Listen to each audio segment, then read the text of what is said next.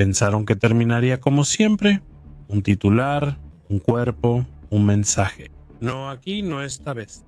Keith Bandit Ball había pasado años hombro a hombro con los hombres más temidos del mundo de los motociclistas. Ángeles del infierno, esclavos de Satán, forajidos, tanto en título como en temperamento. No solo era un miembro con parches, era visible, estaba conectado. Editor de Easy Rider, cofundador de American Bikers Aim Toward Education, el tipo de hombre que podía convocar una reunión y llenar cada asiento. Hombres así no simplemente se van, no sin consecuencias, pero Keith lo hizo. No hubo peleas a puño limpio en el club, ni votación, ni funeral, solo distancia. Un día estaba en la habitación, al siguiente ya no, y de alguna manera ese silencio decía más que 1000 disparos podrían decir jamás. Pero no entiendes esa parte hasta que lo entiendes a él, porque Keith Ball nunca perseguía el parche, él perseguía la máquina.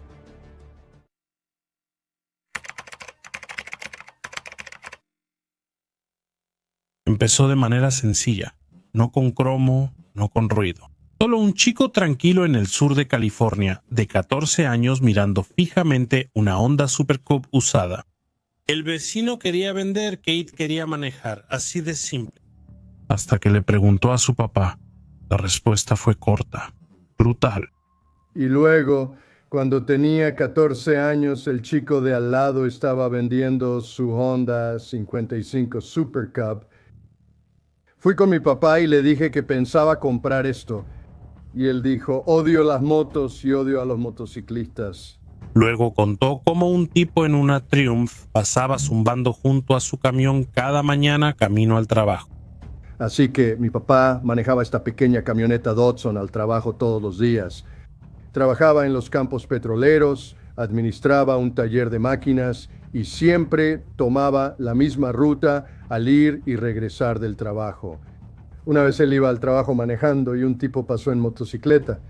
Dijo que era como si ese tipo acabara de comprarse una Triumph nueva y pasara zumbando junto a él, ¿sabes? Y dijo que, con el paso de las semanas, el tipo iba cada vez más rápido y empezó a cambiar. El tipo empezó a usar una chaqueta de cuero, empezó a dejarse crecer el cabello y se dejó la barba. Bueno, un día pasa zumbando junto a mi papá, se le mete enfrente y se cae.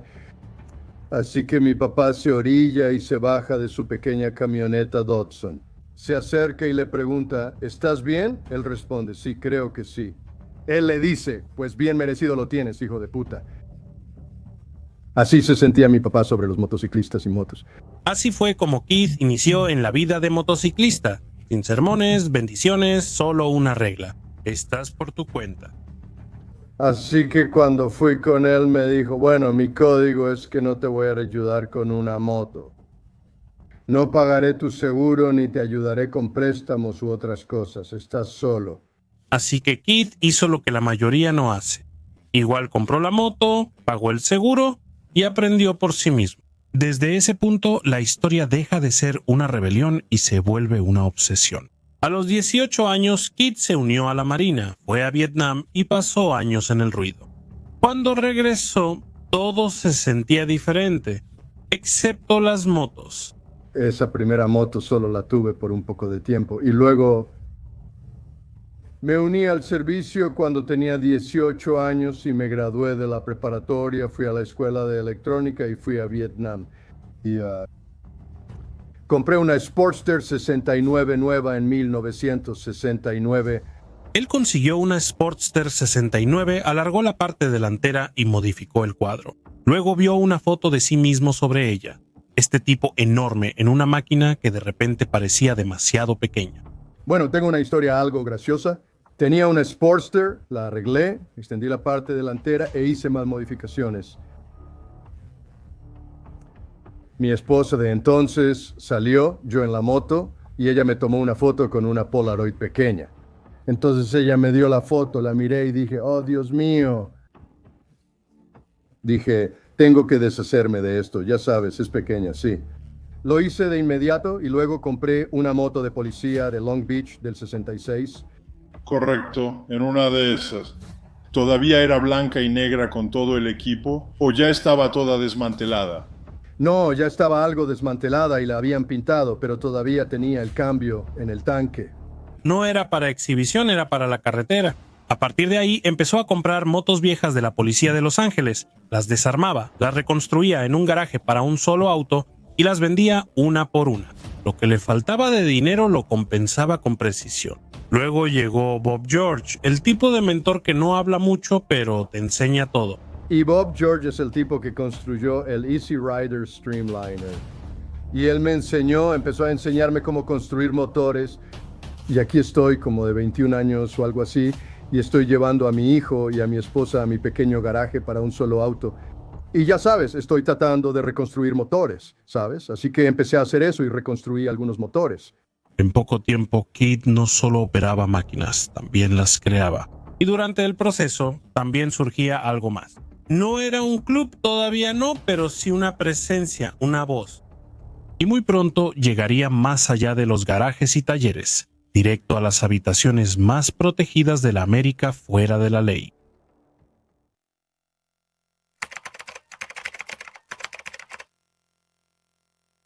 Oigan, hermanos, cansados de las tonterías y la censura de YouTube, es hora de liberarse. Por eso cambié de rumbo a Patreon, donde puedo traerte el contenido crudo y sin censura que tanto deseas. Únete a mi equipo en Patreon y obtén un paquete increíble, acceso exclusivo anticipado a todos los videos días antes que en YouTube y una experiencia de visualización 100% libre de anuncios, discusiones comunitarias sin censura y sin restricciones, el doble de contenido.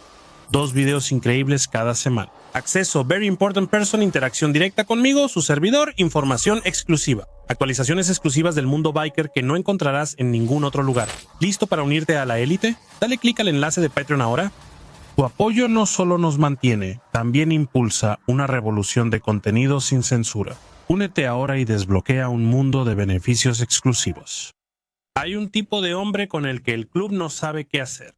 El que escucha más de lo que habla, el que es útil sin ser ruidoso. El que puede entrar a 3 habitaciones diferentes y salir de cada una con más confianza de la que tenía al entrar. Ese era Keith. Es un hombre grande, medía 1.93 metros y su moto resistente como un tractor era para carretera. Viajamos muchos kilómetros juntos y nunca recuerdo que su moto se haya descompuesto. Para cuando se unió al capítulo de Los Ángeles, ya tenía algo que la mayoría de los hombres en esta vida nunca logran alcanzar. No solo entre motociclistas, sino también en tribunales, revistas y política, dando forma a su futuro. A mediados de los 70, Keith y yo nos fuimos acercando a los Hells Angels de Los Ángeles. Y a mediados de los 70 ambos nos convertimos en miembros de Los Ángeles. Y ya sabes, justo hablaba de eso. Mi mejor recuerdo de una fiesta fue esa fiesta de Saint Slave. Los Slaves no solían llevarse bien ni invitar a muchas personas a interactuar con ellos. Eran los sultanes del Valle de San Fernando, hacían una fiesta y ellos llegaban, asistía mucha gente. Pero ser invitado por ellos era, ya sabes, algo especial. Sé que los esclavos apreciaban mucho a Keith y decían cosas positivas sobre él. Él andaba con Los Ángeles, sí, pero también estaba trabajando para Easy Rider, la revista de motocicletas más leída en Estados Unidos. Él fabricaba motos superiores en talleres locales y con American Bikers Aim Toward Education. Además, ayudaba a motociclistas a oponerse a leyes de cascos y supervisión gubernamental. Ellos aún no lo entendían. Keith estaba en el suelo como carnada. Y ya sabes, hay cierto debate sobre lo que significa una hermandad contra el toletarismo. Los actos toletarios,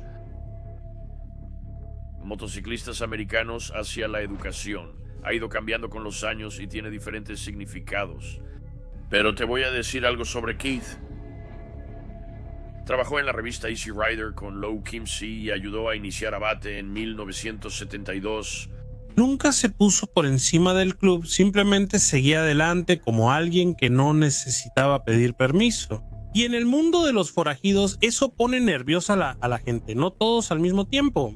Empieza en los márgenes, una mirada que se queda, una reunión donde mencionan tu nombre, pero nadie quiere decir lo que se dijo. Un paseo donde alguien que antes te saludaba ya no lo hace. Así es como empieza. Luego vino el tianguis. En medio del caos, volaron puños entre ángeles y mongoles. Las mesas se voltearon y salieron cuchillos. Una de esas peleas que empiezan con una mirada y terminan con sirenas. Vi que se acercaba otro peligro y era ese. Sonny se había puesto una diana en la espalda junto con Oakland y estaba arrastrando a Oakland con él. Sabes, Sonny culpó a Keith por la primera pelea que tuvimos con los Mongols. No lo veo así, esa pelea ya se estaba gestando y sucedería. Sabes, fue una pelea a golpes. Keith y yo peleamos juntos. Sonny Barger, fundador, estratega, padrino de los Hells Angels modernos, no le gustaba lo que Keith representaba. Él era el editor de Easy Rider, tenía una línea de comunicación abierta con clubes de todo el mundo. Creo que Sonny se sentía algo amenazado por él. Y, sabes, lo irónico es que Keith había hecho más cosas positivas por el estilo de vida forajido de las que jamás se le reconocieron en ese entonces y tal vez incluso ahora. Sabes, como dije, él tenía toda su mano, su esperanza en el pulso del movimiento de motociclistas forajidos. No se hicieron acusaciones, al menos no formalmente. Pero el peso de la sospecha empezó a sentirse. Las personas que antes pedían consejos dejaron de aparecer. Las que solían hablar de trabajo ahora se quedaban calladas. Keith había entrado al club gracias a la confianza y ahora, sin previo aviso, esa confianza se estaba volviendo rancia. No había roto ninguna regla. No había cruzado ningún límite. Pero tal vez ese era el problema. Porque en un lugar construido sobre el control, ¿qué haces con el hombre que no necesita el tuyo?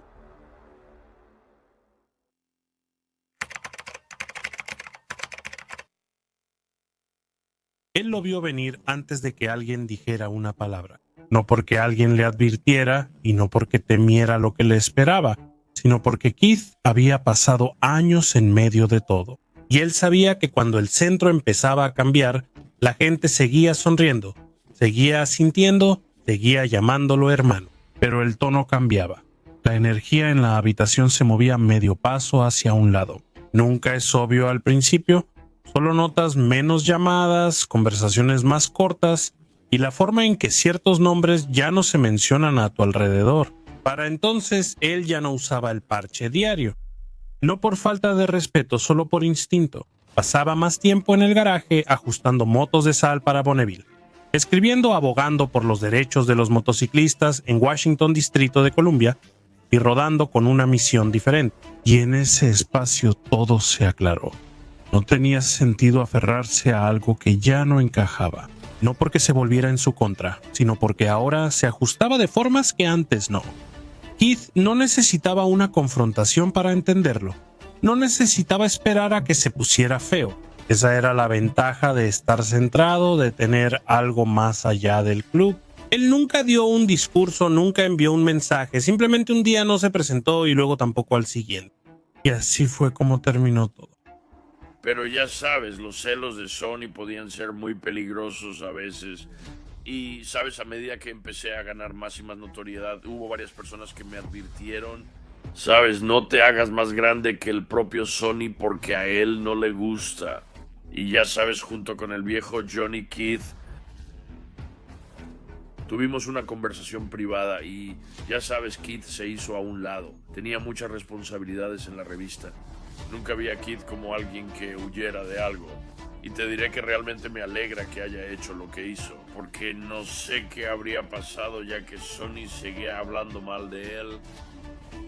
Después dirigió toda su ira hacia mí, le quité la presión a Keith, pero Keith es un buen tipo. No es que lo hayan olvidado, no lo hicieron. Es que cuando un hombre se va limpiamente, sin escándalos, sin traiciones y sin pedir atención, no queda mucho por decir. Nunca quemó un puente, pero tampoco se quedó a esperar si alguien más lo haría.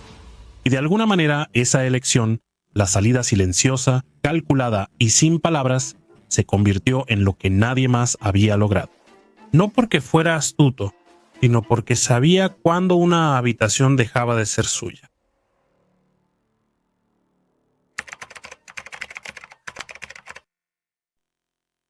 Él no desapareció, simplemente dejó de esperar el permiso de alguien. Mientras otros medían el legado y la lealtad al parche, Keith seguía construyendo, seguía escribiendo. Pero ahora era en sus propios términos. Deadwood, Dakota del Sur, ahí fue donde volvió a encontrar su ritmo. Montó su taller rodeado de herramientas, fotos, tanques antiguos, motores raros, un museo con forma de taller. Y cada parte de ese lugar tenía un propósito. Seguía buscando el rendimiento, seguía ajustando máquinas, seguía presentándose en Bonneville. 4 récords de velocidad en tierra, todos ganados. El Salt Torpedo era su última obsesión, un triciclo aerodinámico construido desde cero. Y cuando no estaba construyendo, estaba luchando contra las leyes Not-Fist. Mediante la Fundación de Motociclistas, él defendía a quienes aún recorrían caminos secundarios con grasa en los nudillos. Resistencia a malas leyes de uso de casco, excesos de la Agencia de Protección Ambiental, legislación sobre el derecho a reparar. Keith había dejado el club, pero no la comunidad. Se unió a la junta directiva del Museo de Motocicletas de Sturgis, empezó a ser mentor de constructores, a escribir y seguía publicando bajo su propio nombre. BikerNerd.com. Un taller digital lleno de historias, cultura tecnológica y ese tipo de perspectivas crudas que solo obtienes de alguien que ha estado ahí y se ha mantenido al tanto. Pero Keith es un buen tipo, él vive cerca de la zona de Sturgis y creo que si vas a Sturgis probablemente te lo encuentres. Y lo más loco es que el respeto nunca se detuvo. Incluso los viejos 1% de la vieja escuela, que nunca olvidan una cara, aún asentían al oír su nombre. No porque siguiera siendo miembro, sino porque nunca le dio la espalda al camino. Hoy tengo aquí a un invitado que tiene una lista de logros en el mundo del motociclismo que pocos pueden igualar. Por mencionar algunos, en 2006 fue incluido en el Salón de la Fama del Motociclismo en Sturgis. En 2006 la revista Cycle Source lo nombró Hombre del Año. En 2016 fue incluido en el Salón de la Fama de la revista Cycle Source. En 2016 fue incluido en el Salón de la Fama de Motocicletas de Las Vegas. En 2016 recibió el premio Aftermarket de la Motorcycle Riders Foundation. Veamos, tengo otra página aquí. En 2017 recibió el premio Moxie de Sturgis Buffalo Chip por 21 años de apoyo a la industria de motocicletas. En 2018 fue incluido en el Salón de la Fama de los Freedom Riders de la Motorcycle Riders Foundation. En 2023 recibió el premio Thomas Paine de la Motorcycle Riders Foundation. Es poseedor de 4 récords de velocidad en tierra para motocicletas. Recibió el premio Silver Spoke de la Coalición Nacional de Motociclistas 2 veces. Él simplemente tomó un camino diferente, no es el más ruidoso ni el más llamativo. Pero en un mundo donde la mayoría de los legados quedan en el retrovisor, Keith sigue avanzando. No por sobrevivir, sino por estar presente.